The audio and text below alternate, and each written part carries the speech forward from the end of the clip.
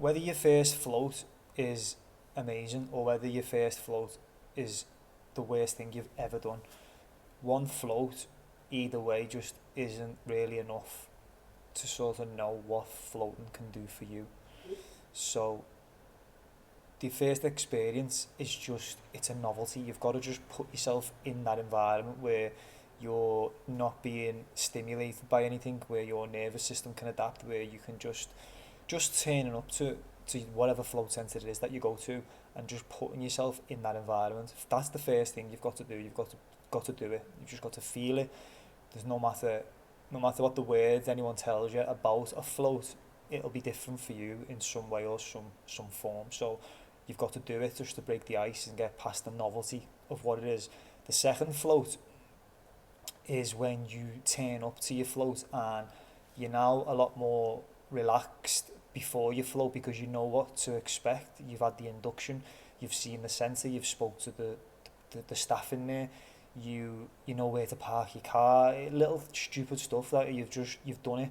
You're going back for the second time, you settle a lot quicker. The experience is completely different to your first float. And then by the time you get into like your third float, that's when you can completely, you know what it is, how it works, how you want to use it, and how often you want to use it, what you want your monthly rhythm to be. And that's what we've sort of, we've been front seats of people's float experience for 8 years now, and that is the pattern. That pattern has been evident for years, that the gap from first to second is, it's, the contrast's huge, and it's just purely nothing. It's nothing magical, or there's no secret sauce. It's just when you've done something for the first time, you approach it the second time completely different. And that is why we've changed the structure and the access, because we want to give you the best version and the best, we want to be able to showcase what flotation therapy is. And one float, whether it's the best thing you've ever done or the worst thing you've ever done, it isn't enough to sort of shape your opinion and form your opinion on it. The experience, really, you should, after 3 floats, be like, I know what this is, and I know if I want to use it or not, and I know how often I want to use it. And I think I think a lot of people fall off at one float. I think getting here for one float's great, but I think because most won't even do it because of the misconceptions around floating, which, it is just a novelty, your first one, because it's the hype of being in a tank and shutting the lid and your body floating and you're naked. These things put the brain into a weird control of like, that sounds a bit too much, but it's just lying in water, and the environment is special once you get used to it. And that's why we've changed the access now to sort of, it's to help you and to help the customer experience it and not just do it as a sort of, a one-off.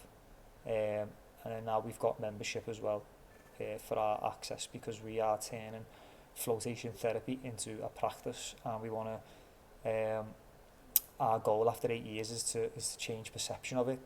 It's been a great first 8 years introducing people to floating, but what we've found is it hasn't quite nestled and changed perception for people to do it regularly, monthly, like a gym membership, like going to get a coffee, going to, your Netflix subscription. It's just not tied to that sort of framework mentally, and we're changing the structure to support the business and to support our customers, because when it's left down to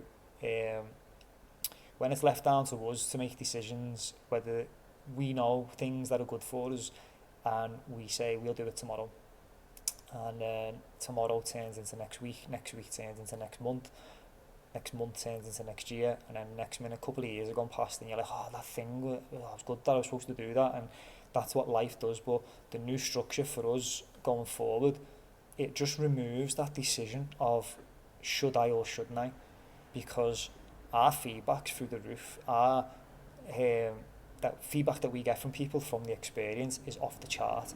So it just makes sense that it's like our structure's not helping people. It's not helping people introduce it into their life as a monthly thing. It's a one-off, it's a gift, and I think it's time. I think there's never been a better time either in the world where it's so loud. It's like this devices that we've got, and it's constant stimulation, and there's no place like inside a float tank where the input is completely, it's just 90 minutes, whether that's once a month, twice a month, sometimes 4 times a month for some people. It's just 90 minutes of your month where your nervous system gets no input, and it can transform your life. It can just one session a month can seriously shift, especially once you get to like 2, 3, 4 months in, where you're consistently once a month just stepping outside of all the assault of your nervous system through devices, through people, through your job, and it's just a place for 90 minutes to just go and just, because you're going to go back to whatever it is that you've got going on in your life. You just meet it a bit differently, and this is the next phase for Flow Planet. So I look forward to seeing you all soon.